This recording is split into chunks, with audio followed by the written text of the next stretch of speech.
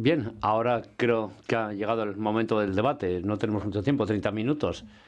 Así que los que deseen intervenir, por favor, no se explayen demasiado. Y si alguien quiere hacer alguna pregunta, alguno de los ponentes, ellos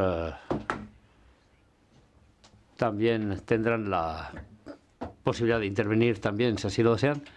Si quieren decir algo antes de empezar el debate, adelante. It was fantastic that Bueno, fue fantástico que Mark Van Vugt nos recordara que hay otros mecanismos moleculares que funcionan para crear esta psicología tribal. Porque los experimentos de Carsten de Dre son tan arrogantes, bueno, son fantásticos, ¿no? Se puede deducir que todo este trabajo lo hace la oxitoxina, y no es así. Hay muchas otras moléculas que contribuyen a crear esta frontera. Esto es lo único que quería decir. Muchas gracias. Alejo Villalcuadras, adelante. Sí, thank you.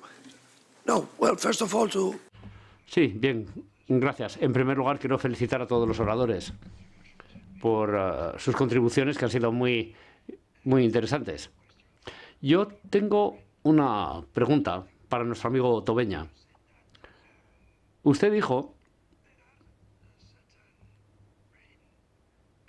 que hay determinados mecanismos cerebrales que operan muy claramente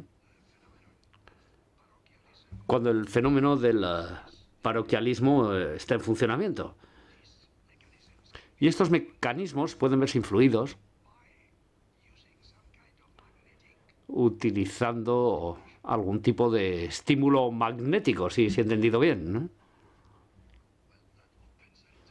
Y claro, y esto abre una perspectiva la más de interesante para hacer frente al separatismo. Pero, en fin, es una idea que se me había, que tampoco quiero desarrollar por razones obvias.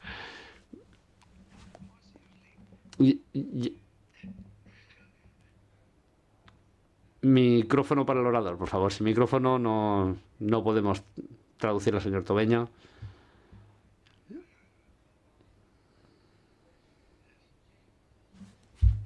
Yeah. excuse it's fantastic. Yeah. Bueno, y es fantástico, le da fuerza a los experimentos, pero claro, nadie está pensando en aplicar este tipo de tratamiento a millones de personas, ¿eh? Claro que no, claro que no. No, si alguien propusiera esto le acusarían, de algo terrible. Pero, en fin, más en serio. El hecho de que, según nuestro sistema político institucional en España, ¿no?, se decidió, cuando se aprobó la Constitución, se decidió que las regiones, las comunidades autónomas, serían competentes para la educación y la cultura. Y también tendrían alguna influencia en los medios públicos. Esto, según su contribución tan interesante, creó las condiciones objetivas para poner en manos de los partidos separatistas los instrumentos, las herramientas para fabricar esta conciencia de grupo que después se podía propagar en la sociedad, según lo que usted ha explicado también. Por lo tanto, es una pena que en ese momento los políticos que decidieron esas medidas, pues que no conocieran, que no supieran lo que usted nos está explicando hoy, porque en ese caso a lo mejor hubieran diseñado una estructura estatal distinta.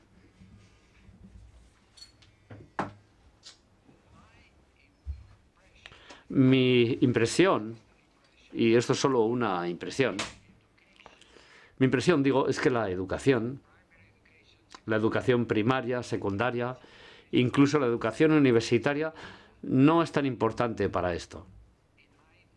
La impresión que yo tengo. No tengo datos sólidos, fuertes para apoyar mi opinión, mis impresiones. Pero si quieres un ejemplo, la utilización de los idiomas, a pesar de casi 40 años de obligación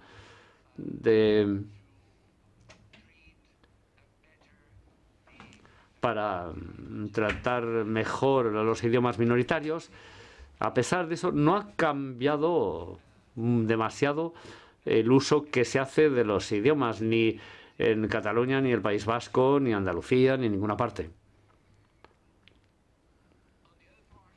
Por otra parte, los medios,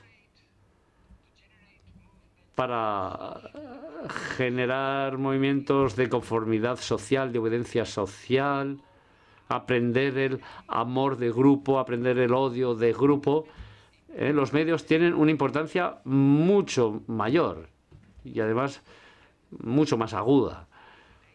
Y los datos que les mostré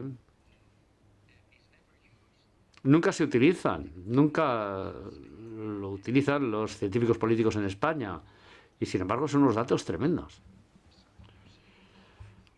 Bueno, pero lo que usted dice, estoy de acuerdo con usted, es que la combinación de la educación y los medios ha aportado a estos grupos políticos unos instrumentos muy fuertes para crear esta identidad de grupo que después ha tenido una influencia sobre el comportamiento de la totalidad de la sociedad. No, no exactamente. Yo lo que digo es que la impresión que yo tengo, y repito que es solo una intuición, la educación no es tan importante, creo yo. Mucho más importante son los medios de comunicación y la concentración de poder en las regiones que están relacionadas con los gobiernos regionales, los antiguos califatos que eran tan típicos en España. Y la educación, en mi opinión,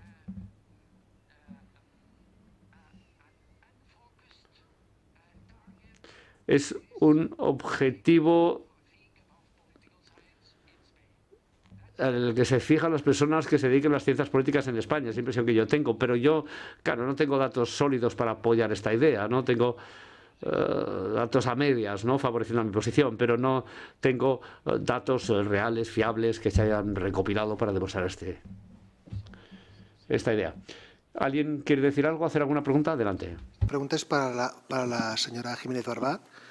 Se ha producido, bueno, sobre este seminario se ha producido cierta polémica, que parece ciertos eurodiputados han intentado evitar que se celebrara, porque un poco lo han vendido como si fuera una especie de cónclave en el cual se cuestionaba la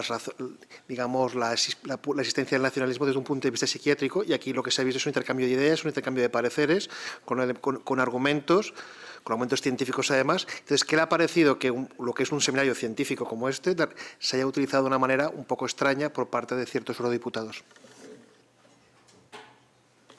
Bueno, me parece dos cosas. Por un lado, todavía no estamos acostumbrados, tanto a los políticos como a la gente que está en el área de las ciencias sociales, a aceptar algo que se llama naturaleza humana y aceptar que se ha de tratar con datos de la biología. Esto por un lado. Esto es algo desconocido y que aún no se usa en ese tipo de datos. Y hay una gran prevención, incluso a veces por psicólogos, en fin, por muchas disciplinas, contra lo que llaman biologismo. Y esto es algo periclitado y que creo que cada vez bueno, pues va a menos o debería ir a menos. Por otro lado, la oportunidad política de las personas que están en contra, o los grupos que están en contra de determinadas corrientes ideológicas que se les oponen, pues a encontrar una ocasión, pues bueno, pues para atacar y también para victimizarse como colectivos, que es algo pues que ya conocemos muy bien eso que ocurre. Entonces, en este caso, pues han querido buscar las peores palabras, según ellos, para utilizarlas incluso con la intención de boicotear este acto. Pero bueno, nosotros vamos a seguir haciendo actos de este tipo y vamos a seguir trayendo la información científica y los mejores científicos para hablar de las cosas que nos importan en Europa y las cosas que se necesitan lidiar cualquier político hoy en día de manera urgente. ¿Alguien quiere hacer una pregunta? Adelante. Yo le quería hacer al profesor Tobeña. Usted ha hablado del papel que juega, mucho más importante, según usted, en el grupo, en el colectivo, en la sociedad, los medios de comunicación. Yo pienso que es un binomio educación desde pequeño y también medios de comunicación.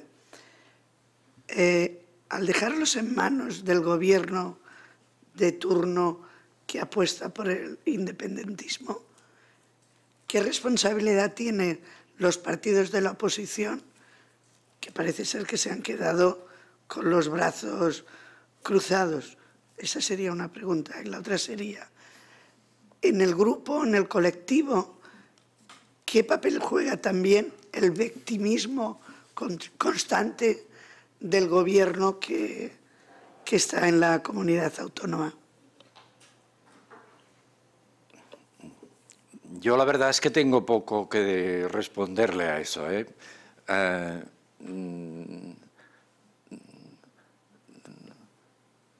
victimismo es una táctica tradicional de lucha entre grupos en conflicto.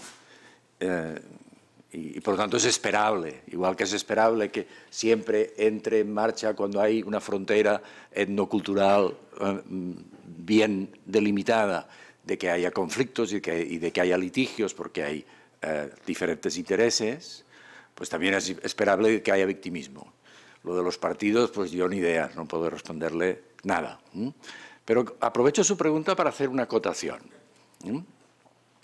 Fíjese.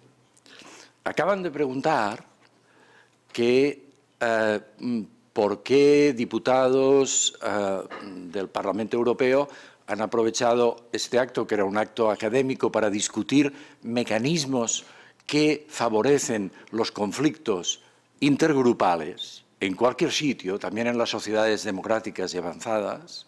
¿Por qué aprovechan esto? Para lanzar mentiras y decir que se iba a tratar esto desde el punto de vista psiquiátrico.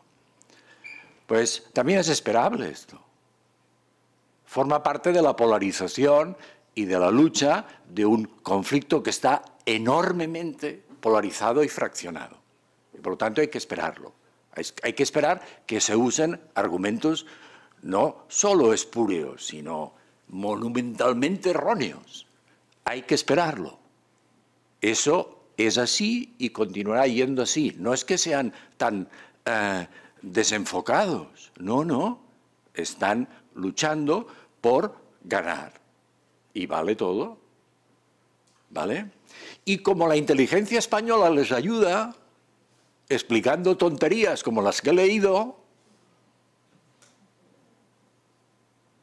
y les ayuda sistemáticamente, porque la mejor inteligencia española desenfoca el tiro de manera sistemática y no se aclara, y tiene un prejuicio ante la ciencia fundamental que está en todos los mandarinatos de la cultura española, pues hierran y acaban ayudando a los otros que se ocupan de lo suyo.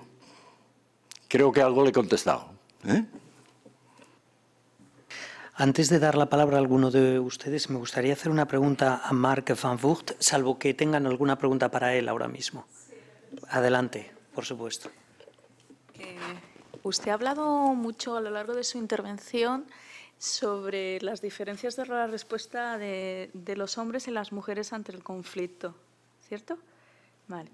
Si tuviéramos más feminizado todo el tema de la política, ¿serían las respuestas más pacíficas que las que se dan en la actualidad?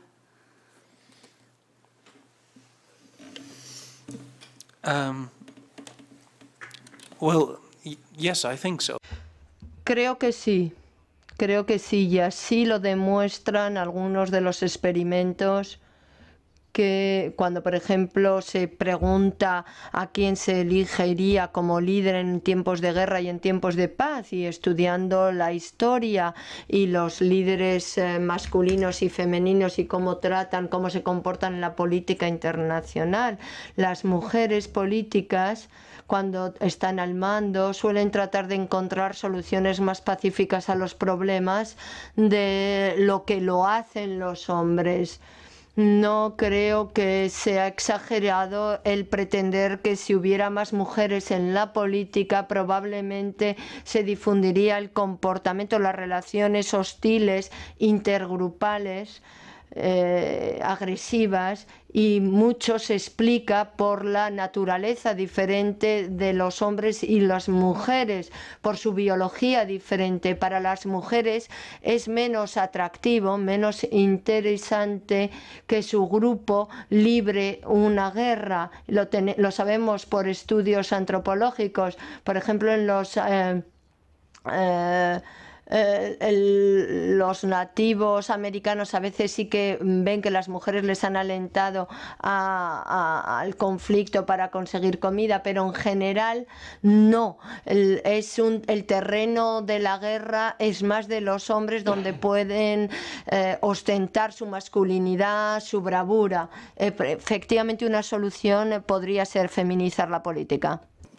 Tengo una gran devoción por Mark Van Vugt, porque es un científico muy bueno y además es muy buen chico. Es un chico espléndido, como ya habrán notado. Yo les quería añadir datos.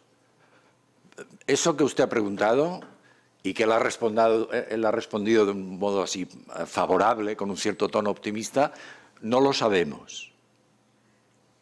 No lo sabemos. Por ejemplo, le voy a dar datos. De los experimentos que Muy bien. De los experimentos... Vale. De los experimentos que le he explicado yo, son más sensibles. Los hombres son mucho más sensibles al conflicto violento, agresivo, físico, por supuesto, y los datos son monumentales, pero son más sensibles a la conformidad social y a la obediencia social las mujeres que los hombres, de manera sistemática. Por ejemplo, en determinadas tareas lideradas por mujeres en algunos ámbitos empresariales criminales, lideresas de clanes mafiosos o de cárteles, muestran tanta o mayor crueldad que los varones. Por lo tanto, no lo sabemos todavía. Ya se verá. Pues acabamos, Teresa, por favor, concluye. Bueno, me sabe mal porque ahora empezaba... Todo ha sido muy bueno, pero ahora empezaba... Pero tenemos que marcharnos porque ahora va a haber otro acto aquí. Entonces, os doy las gracias por haber venido. Bueno, aquí lo que se quería era analizar un fenómeno con toda la mejor intención y aportando datos científicos y llegar a algunas conclusiones que a lo mejor se hubieran podido salir también en el debate, pero vamos muy justos de tiempo. Y bueno, y deciros que a mediados de junio, en principio, teníamos un debate, unas conferencias sobre identidad europea, si era posible crear este marco de identidad europea que todos nos sintamos como en casa, pero bueno, de momento no tenemos una fecha clara por motivos de elecciones, así que bueno, pues si seguís atentos a la web, pues ya iremos hablando. Bueno, muchas gracias por venir, gracias a los ponentes, a Taubenia y a Van Vugt y a Jacobo. Gracias.